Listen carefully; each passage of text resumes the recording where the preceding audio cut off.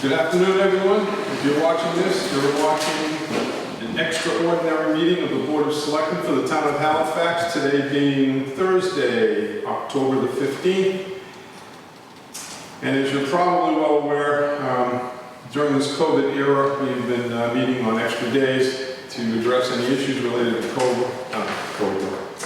COVID and any other business that is of a timely nature. So, having said that,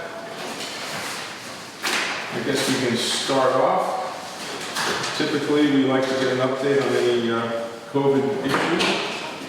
And I guess we can start with our health agent this morning.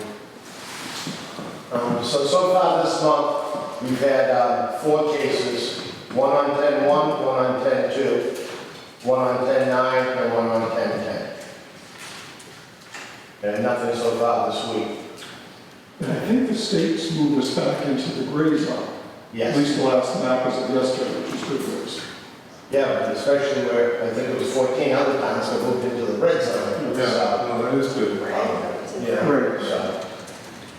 Those numbers to red can change according to what you have in your town. For instance, if there's a prison, and they, so you have a cluster of cases all of a sudden, bang, down to the red, and all of them are at least locked up. So, We want to hope. we hope, but we do monitor those numbers as they come in.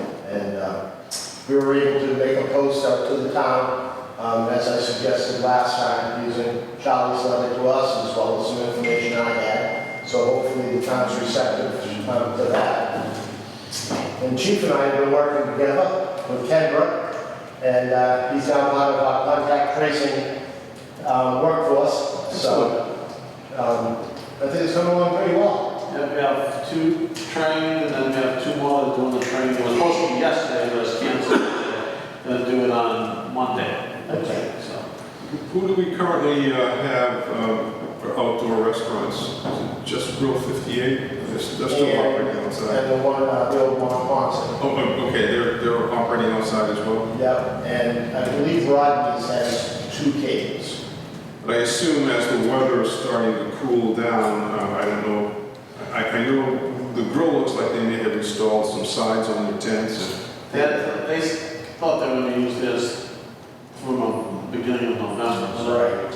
What his plan is if building department confirms it and fire, because of the sprinkler heads is what I was thinking. But if he takes the booths and makes a 6-foot partition, floor to 6 feet, he could technically use those booths indoors. Right now, he's only using every outlet. But if he does that, and he meets the fire code, and he meets the building code, then he'll be able to get some cables inside. Typically, the ceilings in a commercial establishment are 10 feet. I'd have to verify it over there, but if you've got 2 feet below the sprinkler heads, you're generally in good shape. Okay. I assume you concur. Yeah. I know I built out a lot of offices and I kept that 2 foot, and I don't think it's changed since then. So you just put a piece of plexiglass on each booth. He could either do plexi, or he's thinking about keeping it that way like forever, so he might build some wood, some nice wood, partitions and That's actually kind of a nice touch. I mean, it reduces the overall ambiance of the place, but it does give you some privacy as a group. That's the way it's staying set up, right? Yeah. so that may work out well for him. And once it's big enough for three. He's got more room to work with. And I had visited all the restaurants and talked to them about any of the groups that they're having. If you do have groups, you have to have food and alcohol consumption. The tricky parts of the bars, Yes. when you start keeping social distance, it really reduces your seating capacity. It does. And, I mean, people are so used to, if you see somebody at the bar, you sort of like walk up to them, hey, how you doing? And you can't really do that. Yeah. Really not an issue at Grill 58 because it's a different type of clientele, but something that Deb is monitoring quite strictly. stringently over at Lionsville because they have a slightly different problem. Yeah, it's more of an attraction there. But that's good, as long as everybody's got a handle on it. Thank you both. Well, Chief, anything for us? No, just like Bob said, about the neighbor training, we did get from the Fire Chiefs Association, I guess a billionaire from Newport donated $2 million worth of PPE to the Massachusetts Fire Chiefs Association, so they're distributing it. We're gonna pick up 2,000 additional surgical masks, 250 N95s, 25 boxes of gloves. And we moved all of our PPE to one of the offices at the police station because it's like the only place left to store things safely upstairs, so. Can we get COVID money to build an addition on the building to store the PPE? We've been paying to at some point. So we have, we should continue to get PPE from all kinds of different sources. I think that eventually, I was looking at, we went to the hospital the other day, and they have almost, I don't know what you call it, almost like a paper towel dispenser when you walk in and pull the mask from the bottom for anyone who doesn't have it. So it might be something we want to look at, maybe for a town hall or a library, or people don't have them, it makes them a bit. Yeah, but I think it's been very rare that I've seen here. So we do have plenty if anyone needs it. I still have some room in my closet down the stairs, and that's locked. Oh, okay, so if we fill in, Yeah, I might have to rearrange a little, but we could definitely fit stuff down there. And that might actually work in the event that they do come up with a vaccine and we end up with an emergency dispensing site. We'd already have it all right there. right? Our community paramedic application was approved by the state, so among other things, it gives us the ability to have the paramedics give vaccines and working with the hospitals to do the wellness checks at houses and things like that. A couple of communities now are doing the COVID testing, so we've been kind of closely following and pushing it. They're like the closest to us who's actually doing it. Talked to their fire chief yesterday about how he has it all set up, and spoke to one of the vendors that they're using. So what they're doing is they're doing a 15-minute rapid test, antibody test, a blood finger prick, blood antibody test, and if someone tests positive on that, then they're doing the nasal swab and sending that off to be tested. So, and now they have the police and fire departments on regular testing cycles once a month, and they're really involved in it. But the antibody tests are $10 per test, which is pretty reasonable. And then if they do get a positive, they do a nasal swab there and send that off. But that's $140 per test. But so we're continuing to talk to the vendors, see how that's done, and Who's paying for? so it sounds like they're using CARES money for all the testing stuff. Chief? For the antibody test, how long is the antibody supposed to be active right now? Does anybody? I don't know. He was going to email. I just got off the phone with a vendor who's selling them a couple minutes ago. He's saying that they're 98% accurate, which I had heard the antibody test was much less than that, but I think that he's saying that negative results are 98% accurate. So it's when they get a positive hit on it that they do a molecular test, nasal swab, and then send that off to a lab. He said this particular vendor sells those also, but their lab is in Seattle, so you have to the next day air them out there, and then you get the result. From the time you ship them, you get the results within 36 hours, which is pretty close to what a lot of the local labs are doing anyway. Now, the thing with the antigen test, too, though, is, and it's antigen, not antibody, but anyway, I've been confused with that all the time. So if it does come in as a positive, and they don't go for the nasal swab, when it goes to the maiden, they still only consider it a problem, not a confirmed case. So until they get that nasal swab, that leaves Chief and I on the hook for that tracing, because the Community Tracking Collaborative won't trace anything that's probable, only confirmed.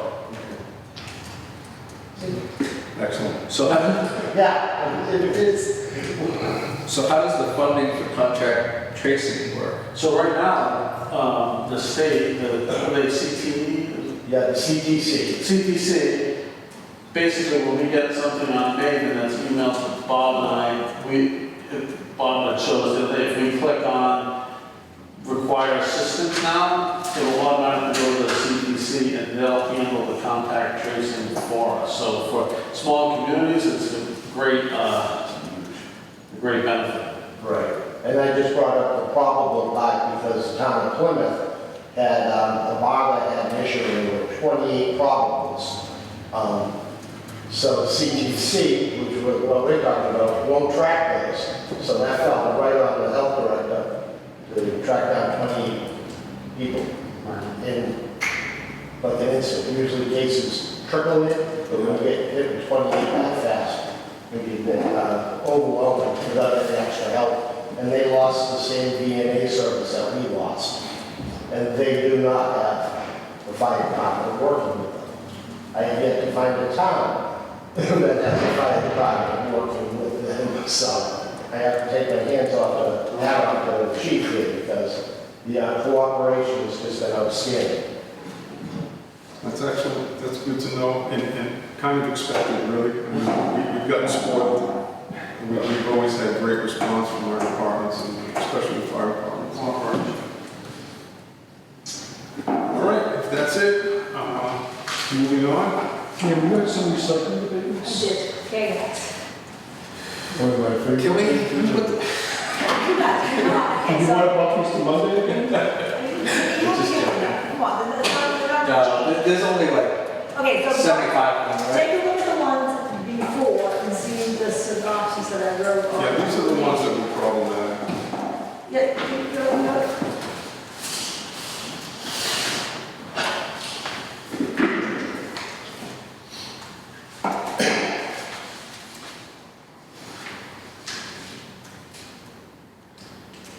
So the bottom two, we're still waiting for letters. Well, actually, all of them. Well, yeah, if you just look, we're gonna be the first two people, look at. That's a different letter.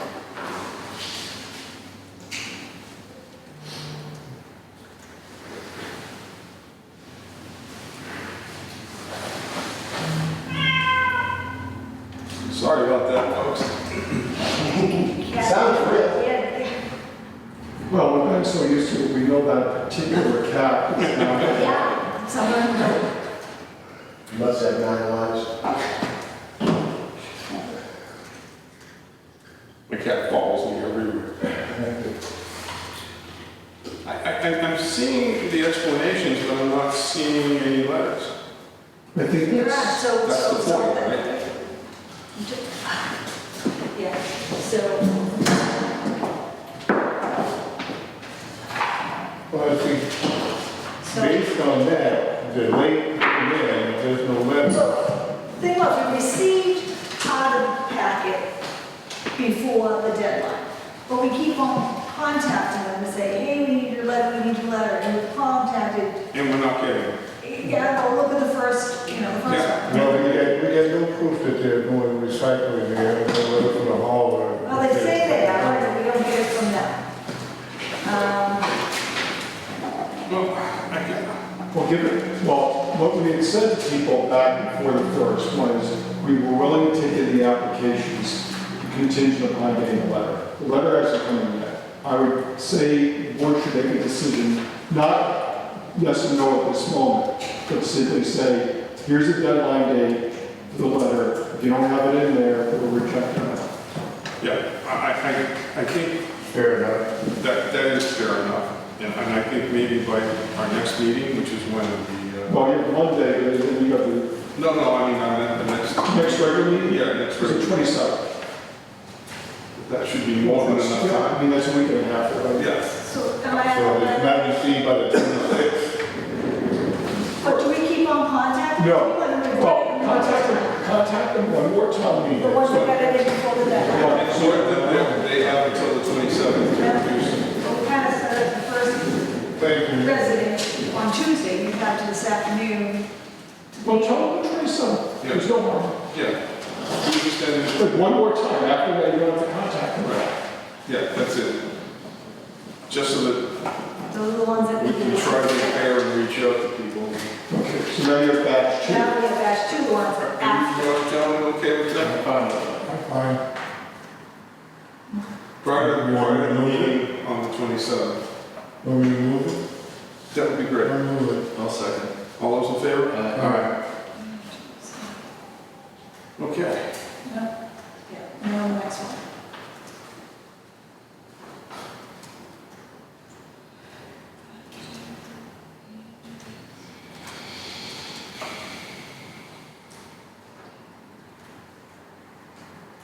Well, I'll make a motion to deny these ones because I extended the deadline. I asked the board to extend the deadline, so I'll make a motion to deny because we haven't had that meeting, we haven't had the discussion, and they came in after the date. So, okay, so the ones that I'm, Do you want to second that, Troy, or do you want me to? Yeah, I'll second it. All those in favor? Aye. Aye. Are there any other ones at this point? no, that's it. I duplicated the agenda from Tuesday's meeting, so we've gotten everything done up to the question of political signs. This came up simply because I had an employee who said that they were contacted about whether political signs were allowed on town property. I believe I, maybe a couple days ago, gave you my review as to how we operate. When Tom was building inspector, it's the same way we move around. Basic principles are, it's in front of a municipal property, in the sense that if they put it on the lawn of town hall, it goes, no questions, not going through anything, it's gone. The only exception for that would be on election day, go over to the school, have a great time, just make them disappear by Wednesday morning. If the traffic islands have been fair game all this time, I just leave that alone. If they're in the right of way, in front of somebody's house, they're in the right of way, which is technically town property, fine, you're not going after that now. And then, any other complaints about it? What I've said when working with Tom and working with Rob is, yes, they're on town property if they're in the right of way. But and we don't allow it, but I've said, unless I get something in writing from a human being, not an anonymous letter or email or phone call, because I'm not going to act on an anonymous because it's going to, even if the board says yes, it's going to be a large headache for us, I'm not doing anything, Rob's not doing anything, we're letting it go. We've never gotten anybody actually filing a complaint with their name on it, so we'll let that go. There was always the caveat that if there was a line of sight issue or that type of thing, but that was different.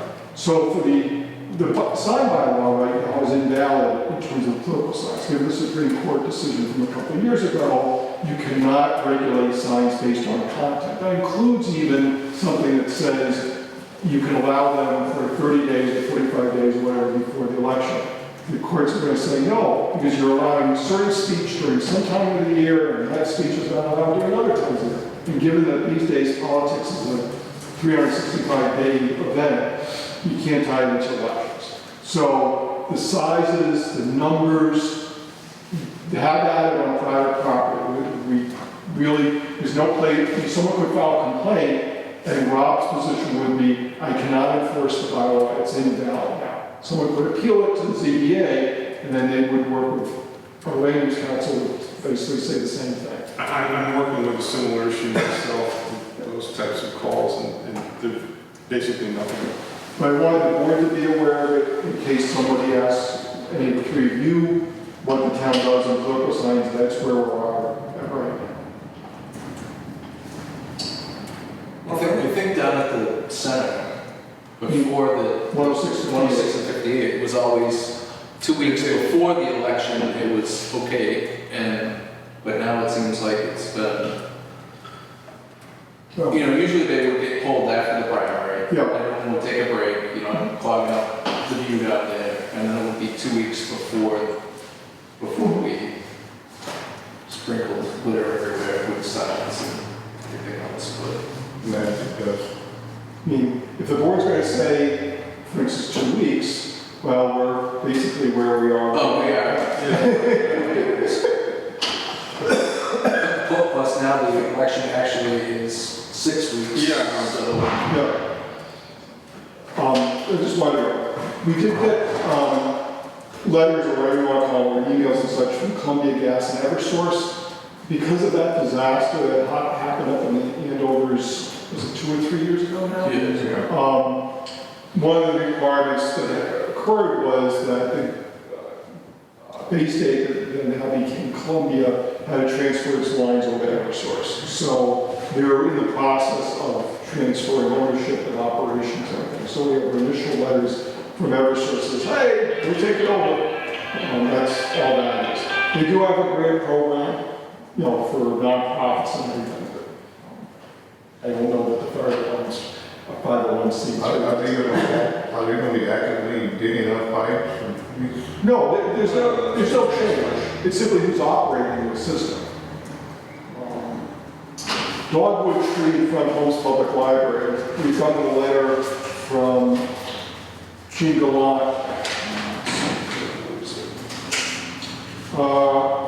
former library director Betsy Randall phoned yesterday with a request that she be allowed to plant a dogwood tree to replace the tree in front of the library that had been removed. She would be responsible for buying and planting the tree. She asked the highway department to remove the existing stump and level the land around the area. What is the procedure I should follow? Let her know whether this is feasible.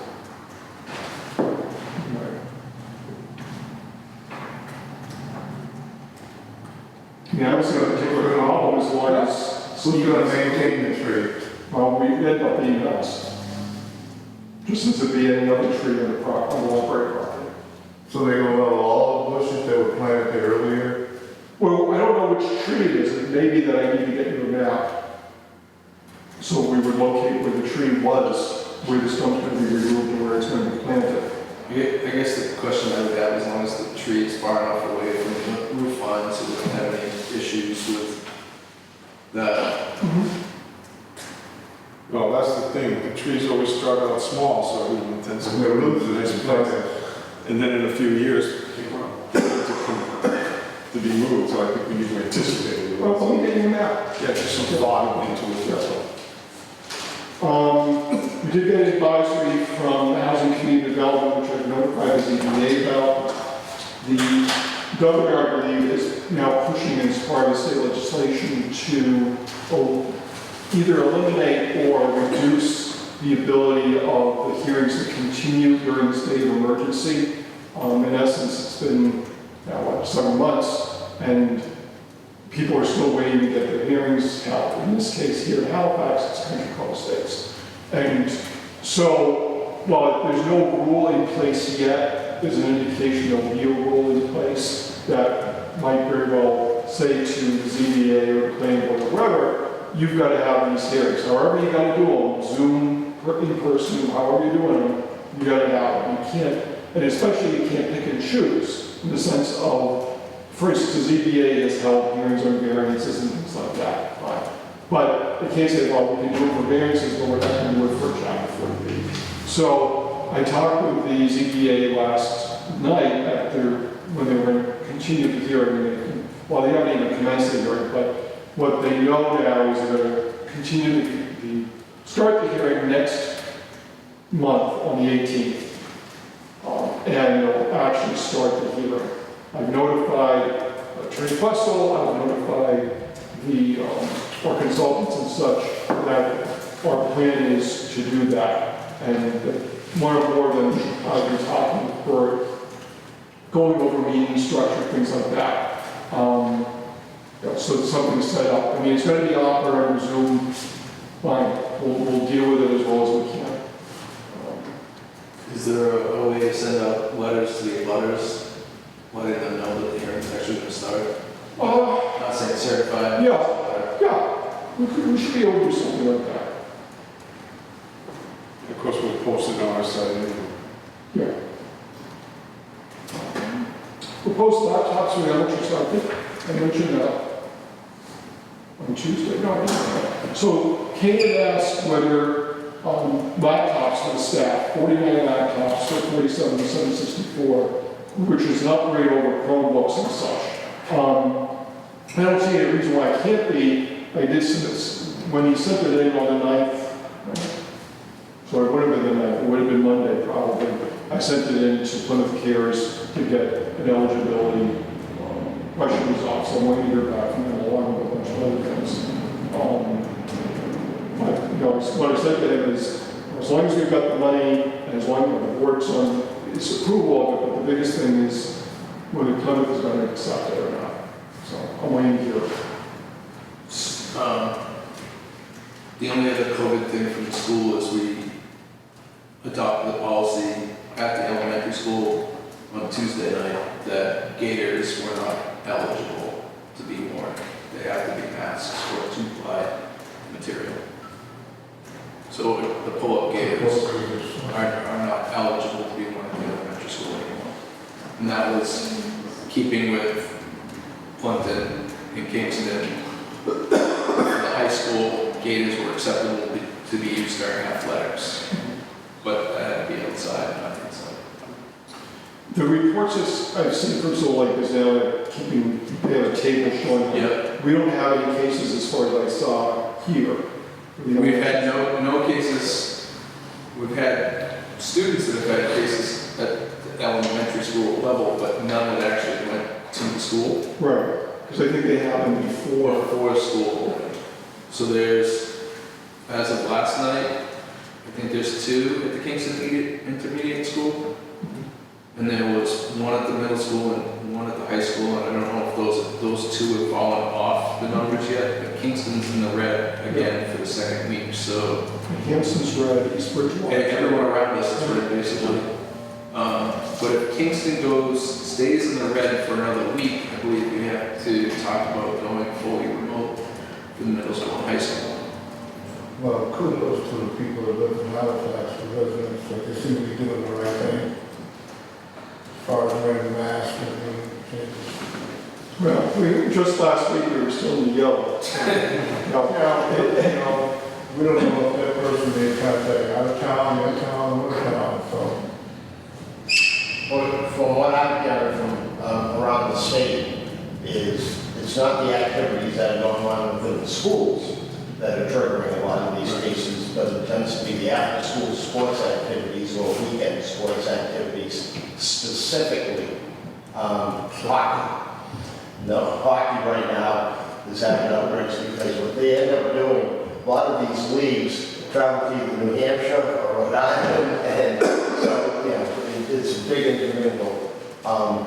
And the DPH is working on more stringent guidance towards the sports that tend to be a little bit more close contact, specifically basketball, hockey, and they're reviewing soccer to a degree. I don't understand why soccer wouldn't be considered pretty high contact. It's hard to get close to the ball. Well, you're not close to the person. It's kind of strange that they brought out that you got to be quarantined for 14 days if you're going to a state that's known for it. And you're traveling to these states. Now, if I go on vacation, I got to come back to 14 days quarantine. Right, well, You now, got players that cross the line, they're going to come back into quarantine? I did hear that comment about going up to New Hampshire from some sports parents saying that you could go up there and play, and there were teams from Rhode Island and Mass going to New Hampshire to play different leagues up there because they weren't as stringent. So,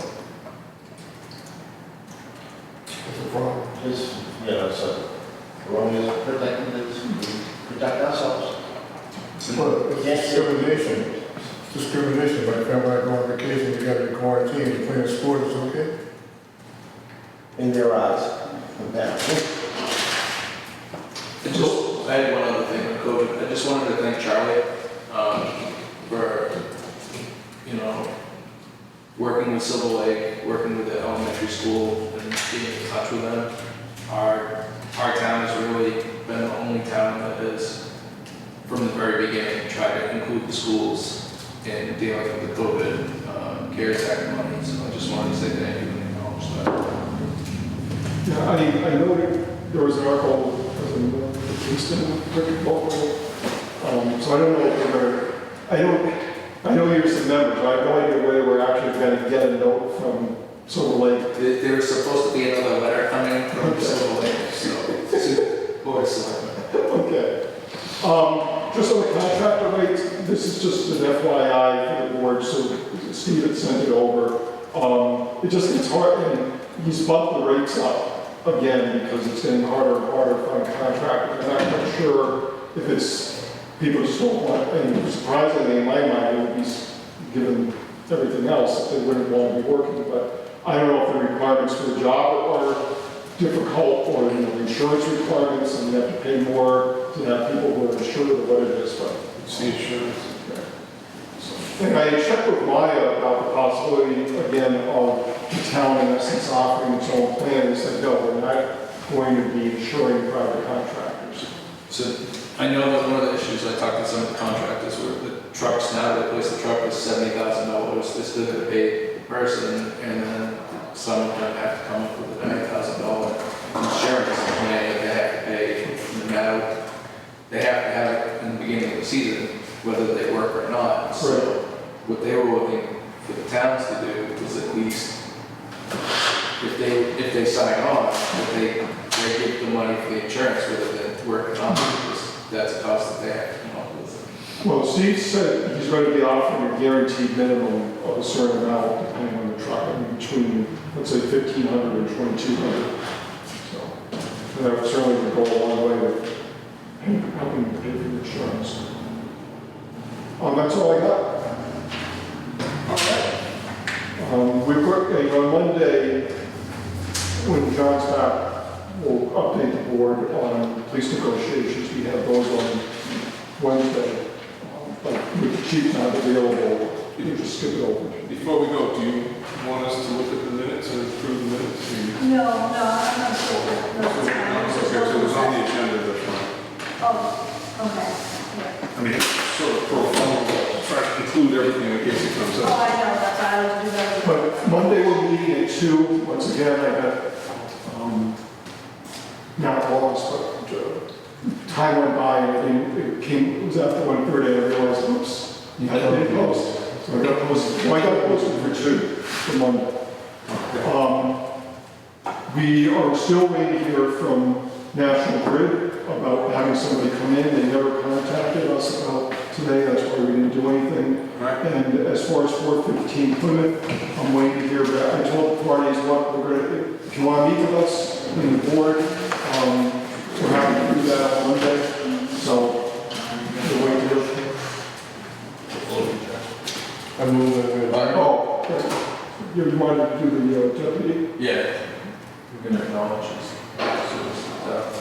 27 years. Yes, we did talk about this. I don't know if the chief wants to say a few words here. We want to acknowledge the retirement of Deputy Fire Chief Stephen Heath as of October 1st, after 37 years. Sort of like a second retirement, right? Right, second time. I do like to thank him for his service, been great help for the past couple of years, and wish him well. Yes, Absolutely absolutely. enjoy some free time. Yep. Nice fellow, was a great addition for us. So, anyway, best to him and his family. Thank you. And I will entertain a motion to adjourn. Second. All those in favor? Aye. Thank you all.